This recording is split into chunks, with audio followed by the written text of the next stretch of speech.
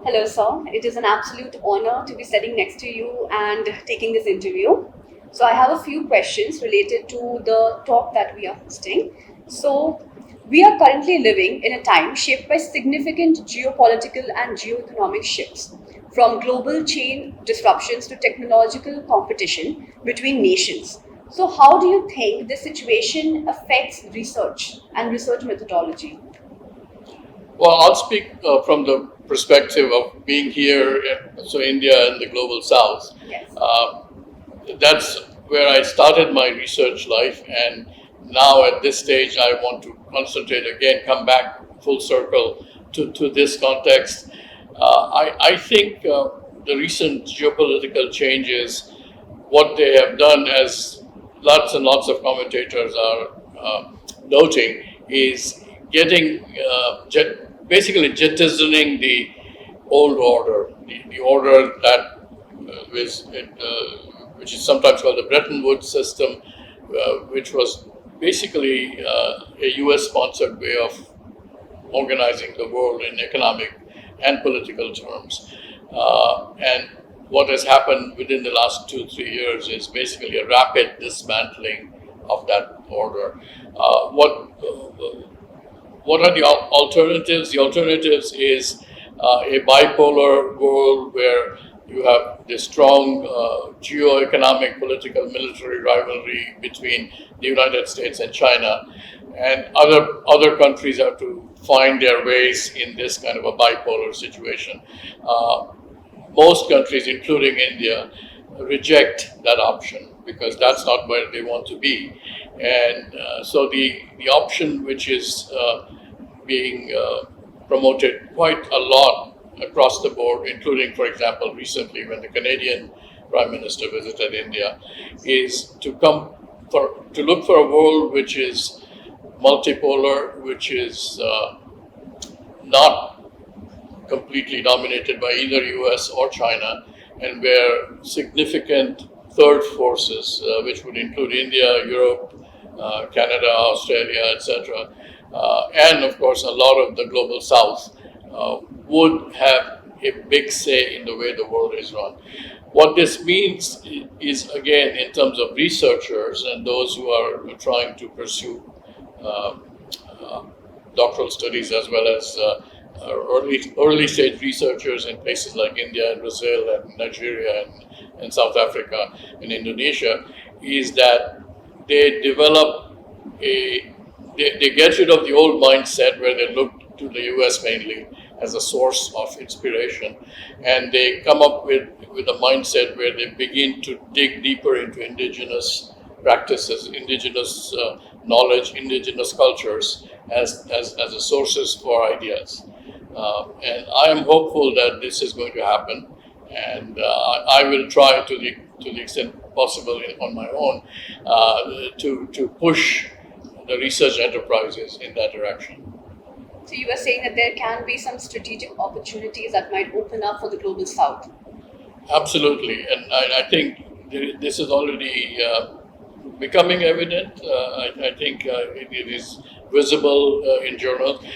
But I would like to percolate it to even the people who are more in the practicing world, the MBA types, because if they begin to get engaged in that manner, that means they do not see the multinational corporations based in Europe and US as the models, but begin to develop indigenous ways of developing knowledge and basically also tilting the value chains. This is the phrase that I am trying to promote. If you look at the past 120, 30 years, and this I'm taking you to the stage where the United States itself was an emerging market. It was trying to come up and tell Europe, hey, we are here. We are no longer just, backwaters. From that point onwards to the rise of Japan to now, what you find is that countries that have come up and have reached the status of what can be called Vikasit or developed, the numbers are very few, by the way. The majority, 180 countries have remained in the non-developed uh, segment of the world.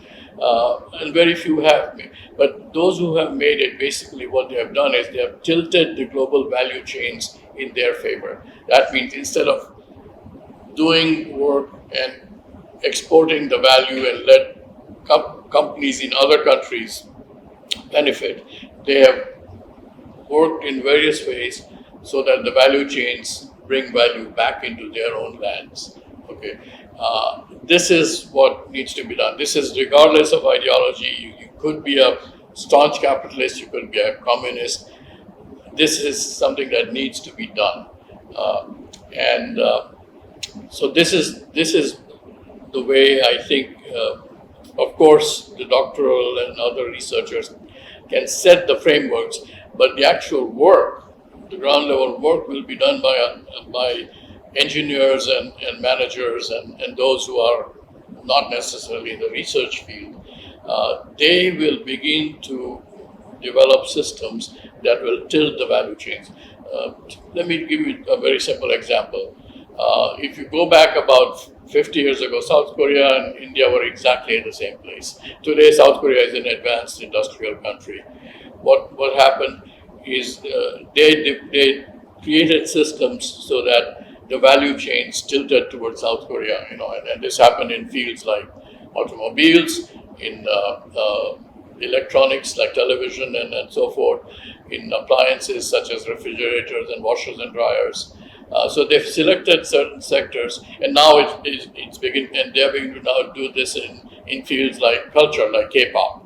Okay, so if you look at the few countries that have come out of that trap of being underdeveloped and become advanced, and the numbers are, as I keep emphasizing, very, very, very few. They're all done by tilting the value chains towards their own country. That means make the value flow reverse direction from them to the west, and rather than and reverse it in the direction of west to them.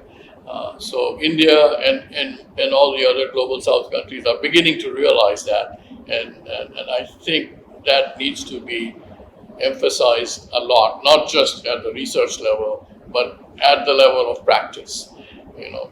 My dream, for example, is if let's say 500 students from the elite institutions in India in fields like management and technology say, okay, we are going to devote some years of our life on these kind of entrepreneurial activities that will bring value into India. The changes will be very rapid. What are some common methodological mistakes you see doctoral scholars make, and how can they avoid them? Well, I think I have mentioned it in some of my writings, and then Professor Rohit Varman, who used to be at IIM Calcutta and now works in the UK, he wrote one or two articles. Basically, the big mistake is trying to take something that was significant in the West and trying to replicate. And so this is the aping type of research. Aping type of research won't get you very far. Okay, so that's the biggest mistake. What needs to happen is research that has deep cultural, local, indigenous roots. And once that begins to happen, then not only does the country benefit, but the rest of the world takes notice, saying, well, this is something that's happening in India or in Brazil or in South Africa, and we should pay attention to it. So that's the direction I would like to see the research enterprises in the global south take. So basically you are saying that, let's say in the field of AI, so you would want some original content, which is an indigenous AI content that can be produced by people and researchers of various countries, Right. rather than taking and copying something from the West, from the global north or something. Yeah, absolutely right, Sarbani. What needs to happen with AI is, and this is happening fairly rapidly, at least in India, and in some of the African contexts, is moved towards spoken and verbal rather than written forms of AI, because then the reach suddenly becomes much wider. Technology now is available to almost everybody on the planet in terms of the mobile device, but people are not necessarily going to read and write and text things on using these devices, but they are able to speak and listen and react in that manner. And if the technology develops using those methods of interaction, and as I said, the signs are good that this is beginning to happen in a fairly substantial and substantive way in India and in some of the other countries, then the opportunities to do advanced work of a nature which is different than the West will open up. As an esteemed member of the editorial board of Management and Labor Studies, what vision do you bring for the journal? Well, again, I think that this journal, if it becomes recognized as a pioneering source of work that is being done from the Global South and focused on the Global South and bringing in knowledge which is indigenous and innovative and not available easily in the Western or Australia, New Zealand type of context, then this or any other journal which takes this type of approach begins to create a pathway for itself, which is new, which is innovative and recognized and admired. So that's my hope, that I can give a little bit of nudge to the journal in that direction. Thank you so much, sir. It was wonderful speaking to you. Thank you, Sarbani.